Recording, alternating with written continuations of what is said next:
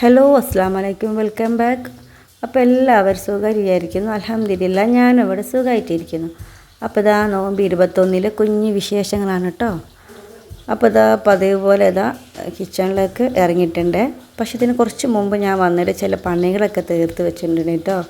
അതാണ് ആ കാണുന്നതൊക്കെ പാത്രത്തിൽ. അപ്പോൾ ഇന്ന് നമുക്ക് ഈ ലഗോൺ കോഴി ഇല്ലേ, വേവുള്ള കോഴി, അതിൻ്റെ കറിയാണ്. അപ്പോൾ ഇതാ അതിലേക്ക് ഞാൻ കൂടുതൽ ചുവന്നുള്ളി, തക്കാളി, കയ്യിൽ കുറച്ച് ചുവന്നുള്ളി, അതിനും കൂടെ ചെറിയൊരു വലിയുള്ളി എടുത്തിട്ടുണ്ട്.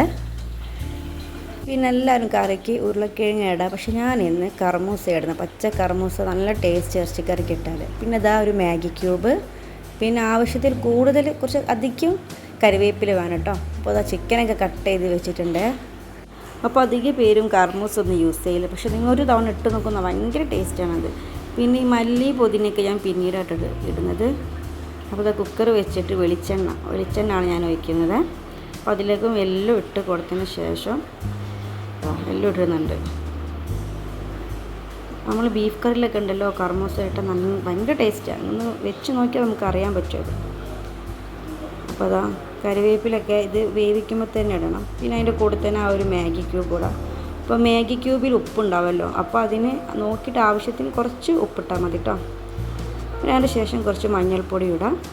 പിന്നെ നന്നായി ഒന്ന് മിക്സി ഒന്ന് വഴറ്റി വന്നതിന് ശേഷം എന്താക്കുക, ചിക്കൻ ഇട്ടിട്ട് ഇളക്കിയതിന് ശേഷം ഒന്ന് അത് വേവിക്കാൻ വേണ്ടി ഫിസലിൽ വെക്കാം. അപ്പോൾ ഇതാ അതുപോലെ നന്നായി ഇളക്കട്ടോ. പിന്നെ വേവിക്കുന്ന അധികം വെള്ളമൊന്നും ഒഴിക്കേണ്ട ആവശ്യമില്ല, അതിൽ തന്നെ ഒരുപാട് ഉണ്ടാവല്ലോ വെള്ളം. ഇതാ അപ്പോൾ ഈ ഒരു പരിവായിട്ടുണ്ട്. ഇനി നമുക്കത് നന്നായി വേവിക്കാം.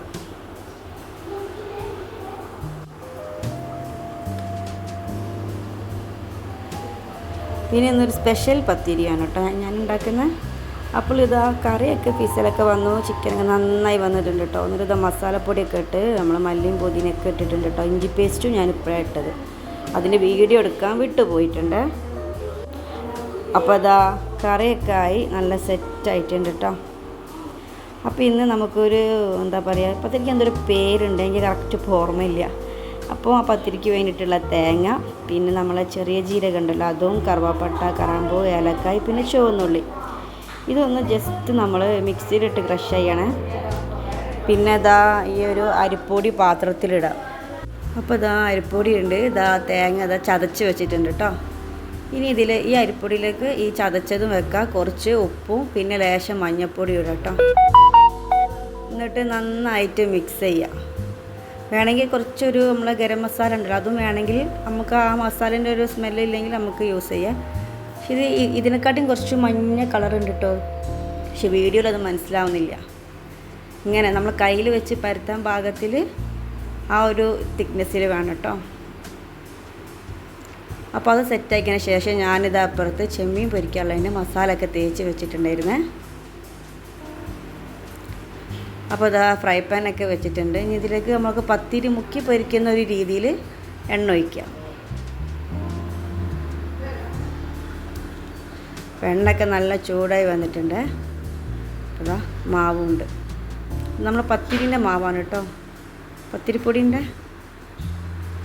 എന്നിട്ട് ഇതാ കയ്യിൽ ഇതുപോലെ നല്ലോണം ഒന്ന് കയ്യിൽ മെഴുക്കാക്കിയതിന് ശേഷം ഇങ്ങനെ ജസ്റ്റ് ഒന്ന് പരത്തിയിട്ട് നമുക്ക് വേണമെങ്കിൽ ഇങ്ങനെ തുമ്പത്ത് ഇങ്ങനെ ഒരു ഡിസൈനൊക്കെ കൊടുക്കട്ടോ.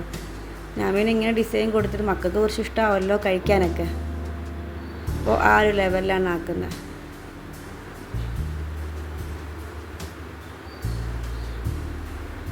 അതുപോലെ എല്ലാം അങ്ങ് പൊരിച്ചെടുക്കുക കേട്ടോ. അങ്ങോട്ടും ഒന്ന് ഇങ്ങനെ ഫസ്റ്റ് ഇട്ടതിന് ശേഷം 1 മിനിറ്റ് വെച്ചതിന് ശേഷം ഒന്ന് മറിച്ചിട്ടാൽ മതി, എന്നാലല്ലേ പിന്നെ തൊടിഞ്ഞു പോകണ്ട. ഈ ഒരു ലെവലിലാകുമ്പോൾ എടുക്കുക, ഈ ഒരു കളറിൽ വരുമ്പോൾ എടുക്കുക. ഇതാ പത്തിരിയൊക്കെ പൊരിച്ച് കഴിഞ്ഞിട്ടുണ്ട് കേട്ടോ. നല്ല അടിപൊളി, പുറത്ത് നല്ല ക്രിസ്പി ഉണ്ടാവും, ഉള്ളിൽ നല്ല സോഫ്റ്റും ഉണ്ടാവും. അപ്പോൾ കുട്ടികൾക്ക് വേണ്ടി ഞാനിത് സ്പെഷ്യലായിട്ടൊരു ഡിസൈൻ ചെയ്തിട്ടാണ് കുട്ടികൾക്ക് ഞാൻ സെപ്പറേറ്റ് ആക്കിയത്. അപ്പോൾ ഇതാ ഏകദേശം ബാങ്ക് കൊടുക്കാനൊക്കെ സെറ്റായപ്പോൾ ഞാൻ നെല്ലും കൊണ്ടുപോയി വെച്ചിട്ടുണ്ട് ടേബിളിൻ്റെ മുകളിൽ. അപ്പോൾ ഇൻഷാ അല്ലാഹ് അസ്സലാമു അലൈക്കും. വീഡിയോ എല്ലാവർക്കും ഇഷ്ടപ്പെട്ടാൽ സപ്പോർട്ട് ചെയ്യാൻ മറക്കല്ല കേട്ടോ.